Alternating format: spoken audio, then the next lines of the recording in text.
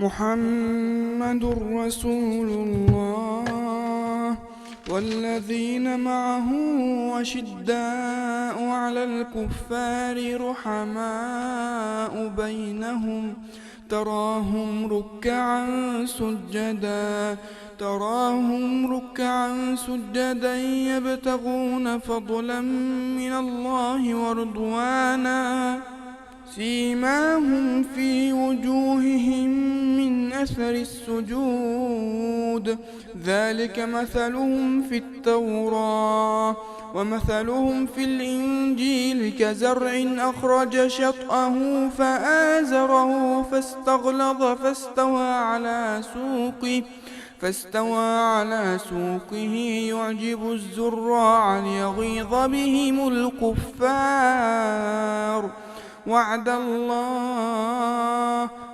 الله الذين آمنوا وعملوا الصالحات منهم مغفرة وأجرا عظيما.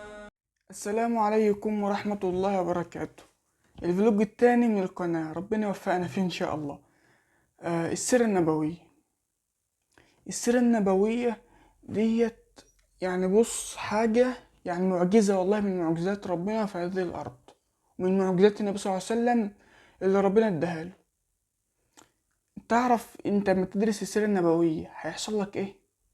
اولا هتعرف شخصية الرسول صلى الله عليه وسلم اكتر، فان شاء الله لما احنا يوم القيامة نروح نلاقي النبي على الحوض، نبقى احنا عارفين شكل النبي وصورة النبي صلى الله عليه وسلم واللي النبي مر بيه.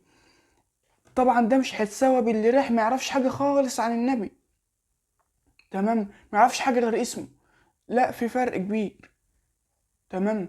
وهتتعرف ازاي النبي صلى الله عليه وسلم عدى بكل الازمات دي، وهتبقى السيرة ديت لما انت تيجي تدرسها هتحس ان هي كده بترطب عليك والله.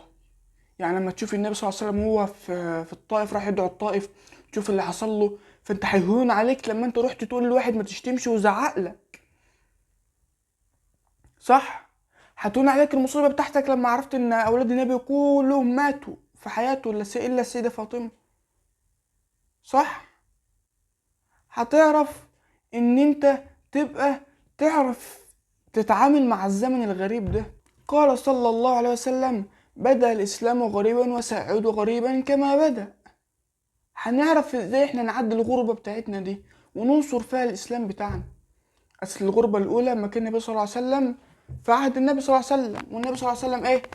عدى الغربة الأولى. احنا دلوقتي في الغربة التانية بقى، هنشوف نعديها ازاي بالسيرة النبوية ونشوف النبي كان بيعمل ايه. من المزايا برضو اللي انا معدتهمش ان انت هتدرس اصح سيرة في سير الانبياء كلهم من اول جده لحد ما النبي مات.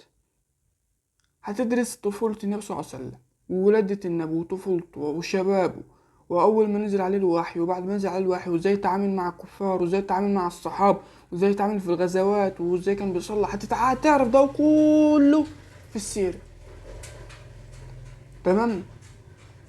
يعني السيرة لها فوائد ياما قوي قوي، انت فاهم. ومن فوائد السيرة برضو ان انت هتدرس سيرة افضل انسان خطأ على هذه الارض. يعني انت فاهم ازاي؟ بص بقى، مش اساطير بقى ولا بتاع، لا ده هي السيرة النبي صلى الله عليه وسلم هتدرسها، تمام. وايه السيرة دي برضو؟ السيرة ديت انت فاهم اللي هو وراك النبي صلى الله عليه وسلم كان ازاي بيتعامل مع غير المسلمين اللي هم المسيحيين واليهود واهل الكتاب والجماعه دول كلهم. هتعلمك ازاي تتعامل مع اهلك، ازاي تتعامل مع زوجاتك، مع ابنائك، ازاي تتعامل مع اصحابك. هتعلمك حاجات ياما قوي. ومن فوائد السيره برضو ان هتفهمك القران ازاي. هقولك السيره ديت في قرآن اسمه قرآن مدني وقرآن مكي، يعني قرآن نزل على المسلمين هم في مكة وقرآن نزل هم في المدينة. القرآن المكي دوت هتلاقي كله اليوم الآخر، الجنة، النار، الأقوام اللي فاتت اتعذبت ازاي، أقوام الأنبياء اللي فاتت. انت فاهم اللي هو بيصبر المؤمنين في مكة. ما يعرفوش حاجة في الدنيا خالص ان هم هياخدوه. كل اللي هم عارفينه ان في جنة وهم عاوزين يخشوها، بس دول اللي هم عارفينه. فمن الفوائد برضه هتعرفك القرآن المكي والمدني وازاي تتعامل معاه وازاي برضه تقرأهم صح، تمام. ومن فوائد السيرة برضو ان السيرة هتحكي لك سيرة الرسول من ناحية ايه، من ناحية كل حاجة، من ناحية الرسول الداعية الى الله، من ناحية الرسول المحارب، من ناحية الرسول الفاطن اللي بيخطط، من ناحية الرسول اللي بيستقبل الوحي، من ناحية الرسول اللي هو بيتعامل مع المشركين، يعني انت فاهم، من ناحية الرسول اللي هو بيبذل كل جهده وبيتعب عشان ربنا، من ناحية الرسول اللي ربنا ابتلاه وصبر عشان الجنة. تمام. ومن ناحية الرسول اللي بذل قصارى جهده. تمام. وإن السيرة النبوية بتحكي جميع النواحي الإنسانية اللي في المجتمع كله. تمام. مما تجعل الرسول صلى الله عليه وسلم قدوة صالحة في كل حاجة، لكل داعية ولكل أب ولكل محارب ولكل زوج ولكل صديق وكل مربي وكل سياسي وكل رئيس وكل، فاهم ازاي، كله. من يعني انت فاهم السيرة النبوية ليها فوائد. انت فاهم يعني، انت فايتك ياما قوي قوي قوي قوي، والله فايتك ياما قوي. انت فاهم، لازم تتعلمها، ده لازم. طيب تسمع مين؟ هقولك. يعني انت لو عاوز تقرأ، لو انت لسه بادئ في الدين وعاوز تقرأ، انصحك بكتاب سيرة نبوية. يعني مثلا كتاب زي دوت كده بتاع الشيخ محمود المصري، او اي كتاب يعني يقابلك. بس انصحك لو انت لسه بادئ، يعني لسه داخل في الدين جديد، يعني ايه، لسه بادئ تتعلم دينك، انصحك ان انت ما تقراش كتب، لان مش هتفهم منها حاجه. وزي حالاتي يعني الكتاب ده اصلا كان عندنا، انا مش فاهم منه حاجه اصلا. ماشي. انصحك تسمع الاول. تسمع مين؟ الشيخ احمد عامر، مفيش زيه. السيره بتاعته اللي هو بيقولها بصراحه، يعني ربنا يبارك له، جزاه عنا كل خير. تمام. والصلاة والسلام على رسول الله صلى الله عليه وسلم. احنا النهارده وقفنا فين اخر مرة؟ حد معانا؟ حد مركز؟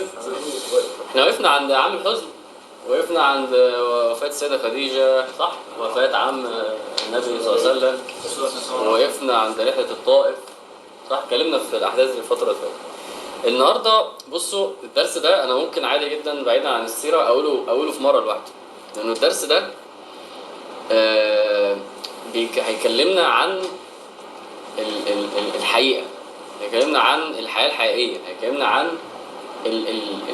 الغيب اللي احنا بنسمع عنه وفي ناس مش فاهماه، وفي ناس بتقول حاجات في اصلا فبركة هتكلمنا عن الغيب، هتكلمنا عن السماوات والملائكة والجنة والنار. النهارده الدرس بيتكلم عن العالم اللي انت غافل عنه، احنا مش مركزين معاه، احنا مش يعني يومك لو جيت كده خدت نسب عن كلامنا عن الدنيا وتفاصيل الدنيا ايا كان، اكل شرب، انا عيان، انا نازل، انا رايح حاجه، وكلامنا عن الاخره، وكلامنا عن عالم الغيب، كلامنا عن الملائكه وسيدنا جبريل والسماوات هتلاقي ان احنا اصلا بيعدي عليك ايام ايام ايام انت ما بتذكرش اصلا الغيب ده، انت ما بتذكرش التفاصيل بتاعت الجنه والنار ونهر الكوثر يعني احنا بعاد عن ده.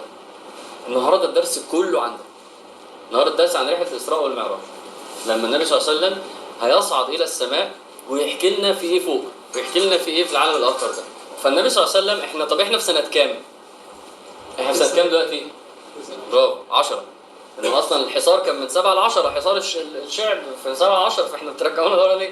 احنا في سنه 10. فرحله الاسراء والمعراج حصلت بعد الاحداث دي، ففي اواخر سنه 10 او في اوائل سنه 11 في الرينج ده. يعني ايه، ده جزء من حالة الإسراء والمعراج. وكل الحلقات بصراحة كلها انت تقعد وتسمعها كده وتتفكر فيها. هو ده الرسول بتاعنا؟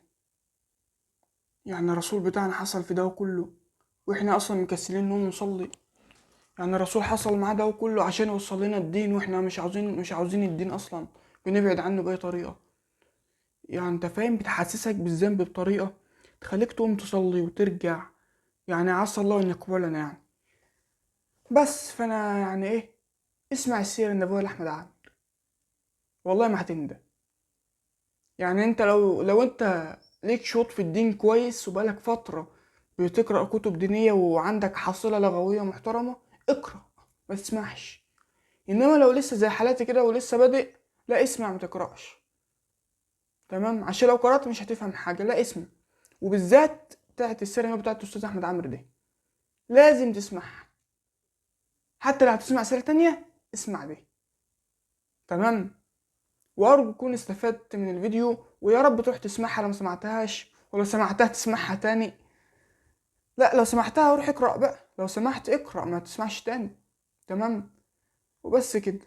ويا رب تكون استفدت من الفيديو دوت، الفلوج دوت مش الفيديو التاني. يا رب يا رب يكتب لنا الخير والأجر والإخلاص والقبول، وأتمنى أكون استفدت. والسلام عليكم ورحمة الله وبركاته.